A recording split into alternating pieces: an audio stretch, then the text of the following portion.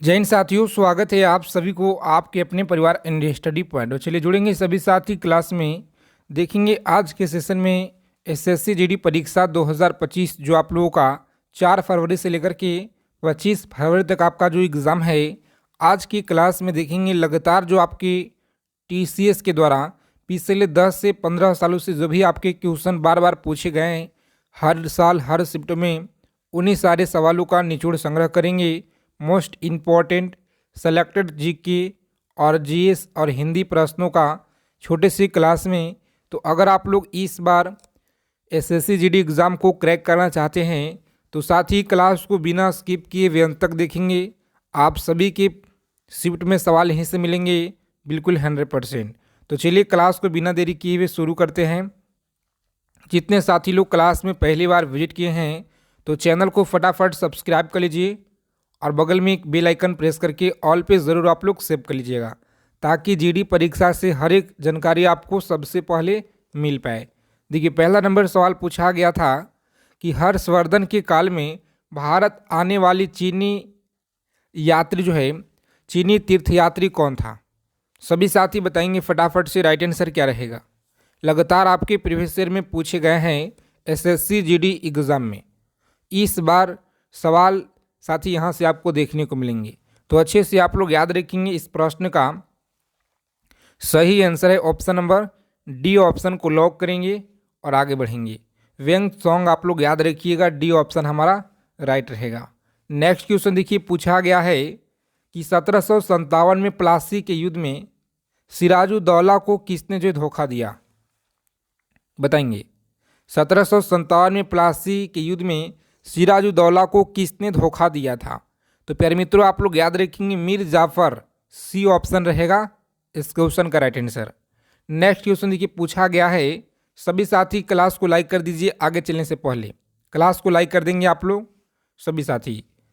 स्वामी विवेकानंद का मूल नाम क्या था? बताएंगे। स्वामी विवेकानंद का मूल नाम क्या था? तो याद रखिएगा आप लोग, नरेंद्र नाथ दत्त नाम था इनका। नरेंद्र नाथ दत्त आप लोग याद रखेंगे, ए ऑप्शन हमारा राइट आंसर है जी। आगे देखेंगे, अगला प्रश्न पूछा गया है कि राष्ट्रीय संघर्ष के दौरान प्रसिद्ध समाचार पत्र किसके संस्थापक संपादित किया गया था?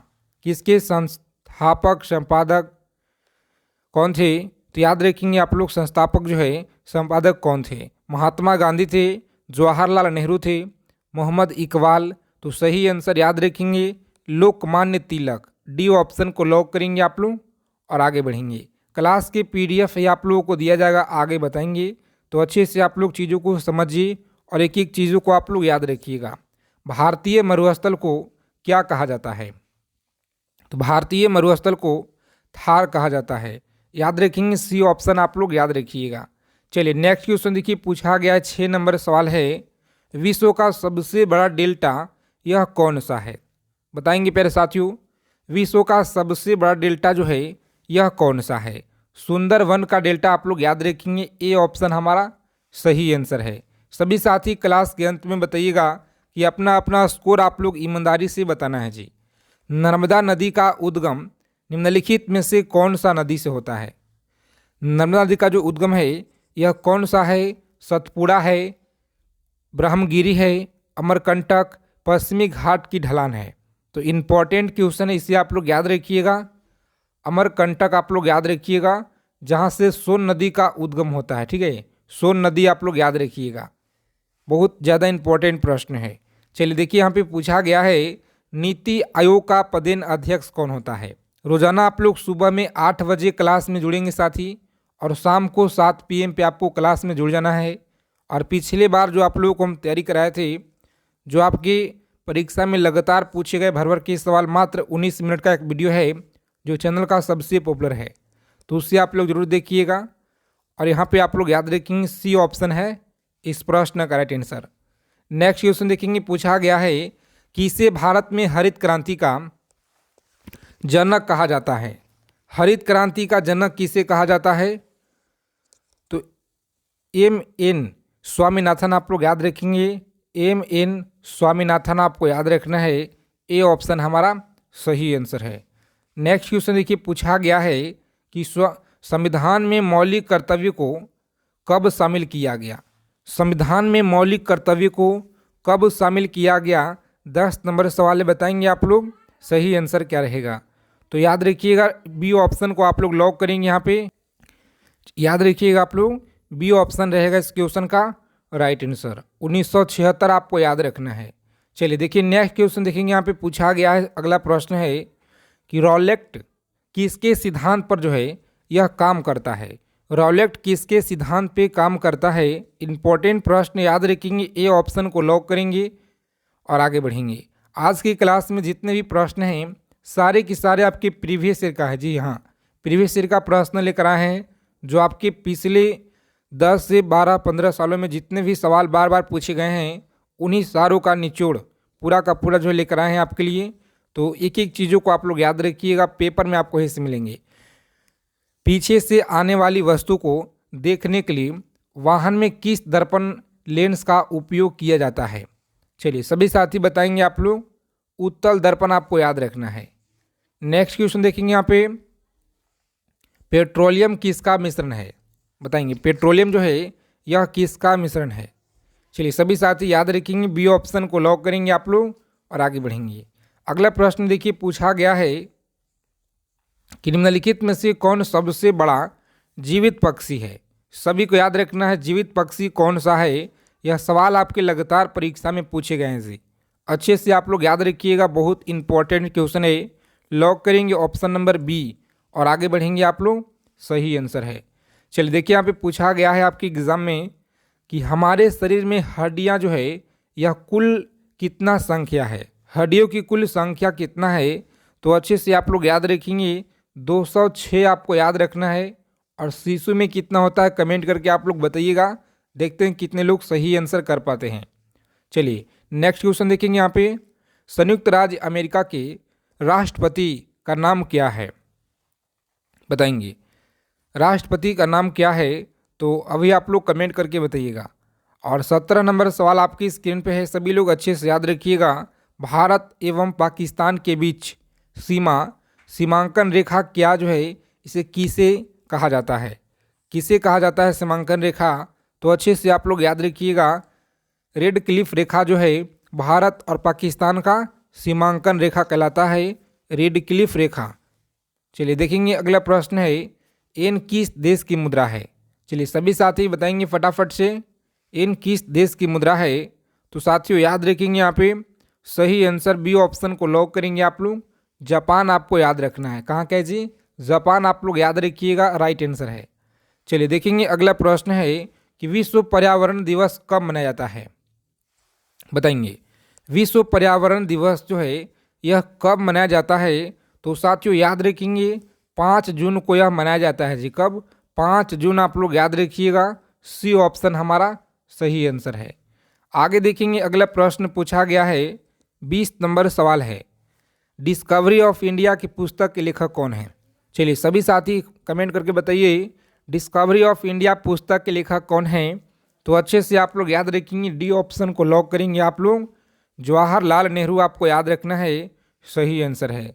तो चलिए साथी 20 प्रश्न अब हम लोग हिंदी के देखेंगे, जो सबसे ज़्यादा बार आपकी परीक्षा में अब तक के पूछे गए हैं। तो सभी साथी अच्छे से चीज़ों को समझिएगा और कमेंट करके बताइएगा कि जीके जीएस में और हिंदी में आपका कितना स्कोर जो है रहा है। बताएंगे तुम्हारी बातों का कोई प्रमाण नहीं है, इसका जो उपयुक्त प्रतिस्थापित करना है क्या होगा? चयन करना बताइए आप लोग फटाफट से।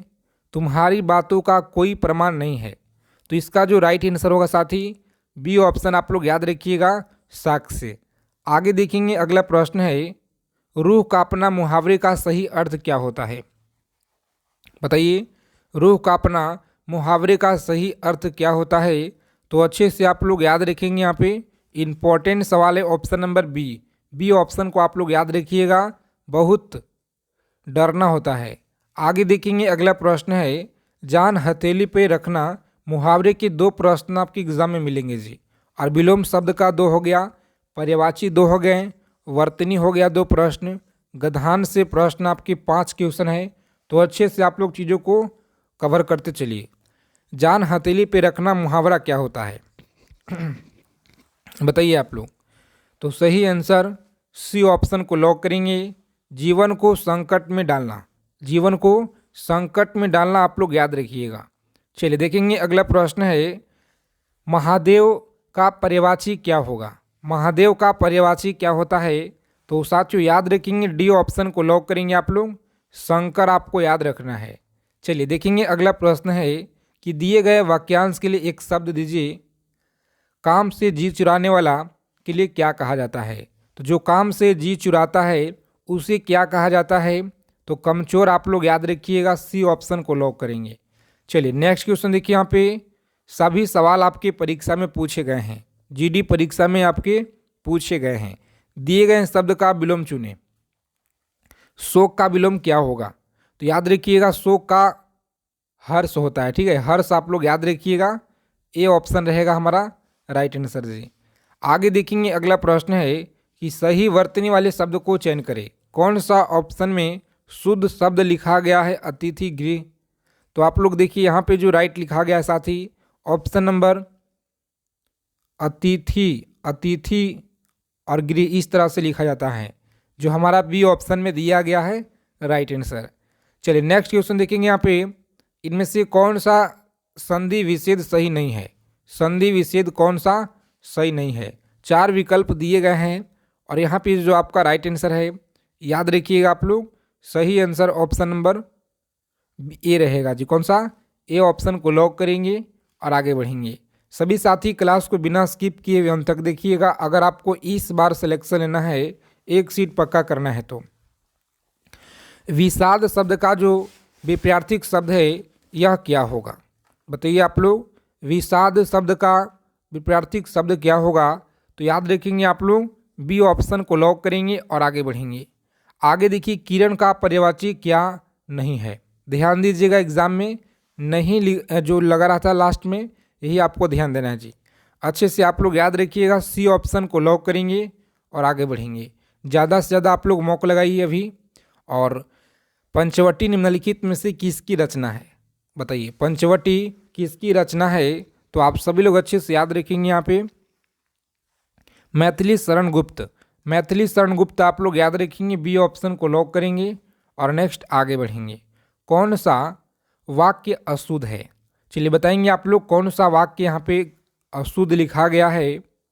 तो सही आंसर हमारा, सारे देश भर में यह बात फैल गई, यह जो लिखा गया है ए ऑप्शन हमारा राइट रहेगा, क्योंकि अशुद्ध लिखा गया है। चलिए आगे देखेंगे, यहाँ पे अगला प्रश्न है, 13 नंबर सवाल आपकी एग्जाम में पूछे गए हैं कि पुस्तकालय में कौन सी संधि होगा? पुस्तकालय में कौन सी संधि होगा? तो याद रखिएगा आप लोग, बी ऑप्शन को लॉक करेंगे। साथ ही दीर्घ संधि आपको याद रखना है। कमल का पर्यायवाची शब्द क्या होता है? तो कमल का आप लोग याद रखेंगे अरविंद होता है। क्या होगा? कमल का अरविंद आपको याद रखना है। चलिए नेक्स्ट क्वेश्चन देखेंगे, यहाँ पे दिए गए वाक्यांश के लिए एक शब्द दीजिए, जो कभी बूढ़ा ना हो उसके लिए क्या होता है? तो याद रखिएगा, अजर होता है, ठीक है, अजर आप लोग याद रखेंगे। बहुत बार यह सवाल आपके परीक्षा में लगातार पूछे गए हैं जी, तो अच्छे से आप लोग याद रखिएगा और इस बार किसी न किसी शिफ्ट में आपको मिलेंगे। चलिए बताएंगे यहाँ पे कि निम्नलिखित में से कौन सा नृत्य जो है राधा और कृष्ण की रासलीला विषय वस्तु पर आधारित है?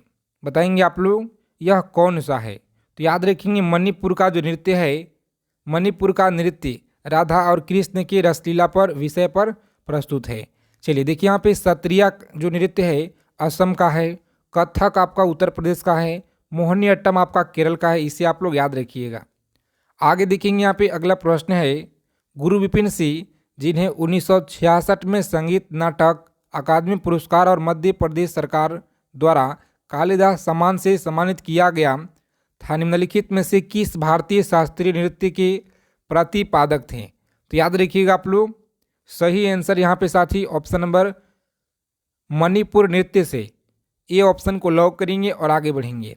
चलिए, गुरु विपिन सिंह को मणिपुर नृत्य का जनक माना जाता है और गुरु विपिन सिंह को प्रदत्त पुरस्कार दिया कालिदास सम्मान मध्य प्रदेश सरकार द्वारा, और अनामिका कला संगम पुरस्कार कोलकाता शिरोमणि पुरस्कार एशियन पेट्स कोलकाता द्वारा। आगे देखेंगे अगला प्रश्न है, एक एक चीज़ों को आप लोग याद रखिएगा अच्छे से जी, ठीक है। आगे देखिए यहाँ पे 3 नंबर जो सवाल आपकी स्क्रीन पे है कि डैश 500 साल पुराना नृत्य रूप एक भारतीय शास्त्रीय नृत्य है जो असम का वैश्व मठों से विकसित हुआ है। तो याद रखेंगे कहाँ से हुआ है, तो सत्रिया आप लोग याद रखिएगा। चलिए देखिए यहाँ पे सत्रिया 500 वर्ष पुराना एक भारतीय शास्त्रीय नृत्य है जो असम के वैष्णव मठों से विकसित हुआ है। इस नृत्य की शुरुआत जो है महान वैष्णव संत शंकर देव ने किया था। आगे देखेंगे यहाँ पे अगला प्रश्न है, सभी साथी एक एक चीज़ों को अच्छे से आप लोग याद रखिएगा, बहुत ज़्यादा इम्पोर्टेंट क्वेश्चन है जी। शास्त्रीय जो है शास्त्रीय नृत्य और नर्तक के सही युग्म का चयन करना है। सही युग्म आपको बताना है, तो यहाँ पे जो आपको राइट आंसर है साथी ऑप्शन नंबर डी ऑप्शन को लॉक करेंगे और आगे बढ़ेंगे जी। चलिए मल्लिका साराभाई याद रखिएगा, कुचिपुड़ी नृत्य हो गया, कुचिपुड़ी भारतनाट्यम। और के उमाराम राव कुचिपुड़ी याद रखिएगा, और झेलम पराजय उड़ीसा आप लोग याद रखेंगे। थुलाल नृत्य उत्पत्ति निम्नलिखित में से किस राज्य में हुई थी। चलिए बहुत ज़्यादा इंपॉर्टेंट क्वेश्चन है, याद रखिएगा केरल का है। आगे देखिए यहाँ पे ओटम थुलाल केरल का नृत्य नाटक प्रदर्शन कला रूप है और केरल का प्रमुख लोकप्रिय जो कला है और नृत्य कथकली कुटियाटम याद रखिएगा आप लोग। चलिए अगला प्रश्न है, किस मणिपुर नृत्य विशेष ने इम्फाल में महिलाओं के लिए गोविंद जी नर्तनालय नृत्य जो है विद्यालय की स्थापना की। तो याद रखेंगे आप लोग सही आंसर गुरु विपिन सिंह के द्वारा। गुरु विपिन सिंह के द्वारा आप लोग याद रखिएगा, ए ऑप्शन रहेगा इस क्वेश्चन का राइट आंसर। और देखिए यहाँ से आपको फैक्ट याद रखना है, गुरु जो है अमोबी मणिपुर राज्य से संगीत नाटक अकादमी पुरस्कार 1956 के प्रथम विजेता रहे हैं। आगे देखिए यहाँ पे अच्छे से आप लोग याद रखिएगा, और इस क्लास की पूरा PDF आपको टेलीग्राम चैनल पे हम सेंड कर देंगे जी। चलिए देखिए यहाँ पे कि मणिपुर शास्त्रीय नृत्य के जो है पहलू को किसने रूप में जाना जाता है, मर्दाना पहलू रूप में किस में जाना जाता है, तो याद रखिएगा चोलोम में। आगे देखिए चोलोम मणिपुर नृत्य के तांडव रूप का प्रतिनिधित्व करता है। अगला प्रश्न है 8 नंबर सवाल, यहाँ पे याद रखिएगा आप लोग, ठुमरी संगीत निम्नलिखित में से किस नृत्य शैली से संबंधित है, तो कथक आप लोग याद रखिएगा। चलिए देखेंगे यहाँ पे अगला प्रश्न है 9 नंबर सवाल, आप लोग याद रखेंगे कि निम्नलिखित में से झारखंड की संथाल जनजाति द्वारा कौन सा नृत्य मनाया जाता है। तो याद रखेंगे आप लोग झिका दसाई आप लोग याद रखिएगा, और झिका दसाई यह जो है संथाल जनजाति के द्वारा प्रचलित पूजा नृत्य का जो एक रूप है, इसे आप लोग याद रखिएगा। आगे देखेंगे साथी अगला प्रश्न है, सभी को याद रखना पे इम्पोर्टेंट क्वेश्चन है जो आपके परीक्षा में बार बार पूछे गए हैं कि दलखाई भारत के निम्नलिखित में से किस राज्य का लोक नृत्य है। तो उड़ीसा आप लोग याद रखिएगा, ए ऑप्शन रहेगा राइट आंसर। और दलखाई नृत्य की उत्पत्ति उड़ीसा के संबलपुर जिले से हुआ है। इस नृत्य को फागुन पूरी जो है नुआबाई दशहरा आदि त्यौहार पे किया जाता है। आगे देखिए चौंगई नृत्य भारत की किस राज्य से संबंधित है। चौंगई नृत्य याद रखिएगा नागालैंड से। कहाँ से जी, तो नागालैंड आप लोग याद रखिएगा। और नागालैंड की चौंग नोंग जनजाति चौंग सॉन्ग नृत्य करती है। चौंग सॉन्ग नृत्य याद रखिएगा बहुत इम्पोर्टेंट है, और लोकप्रिय रूप से त्योहारों की भूमि कहा जाता है किसे, तो नागालैंड राज्य को कहा जाता है। तो साथी आप सभी को क्लास अच्छे लगे, क्लास को जरूर आप लोग लाइक कीजिएगा, और इसी तरह से प्रीवियस ईयर का निचोड़ आपको हम रोजाना कराएंगे। तो रोजाना आप लोग क्लास में जुड़िए, क्लास के क्वेश्चन अच्छे लगे क्लास को आप लोग दबा के लाइक कीजिए, और चैनल को आप लोग सब्सक्राइब कर लीजिएगा। मिलते हैं अगले क्लास में अच्छे टॉपिक के साथ।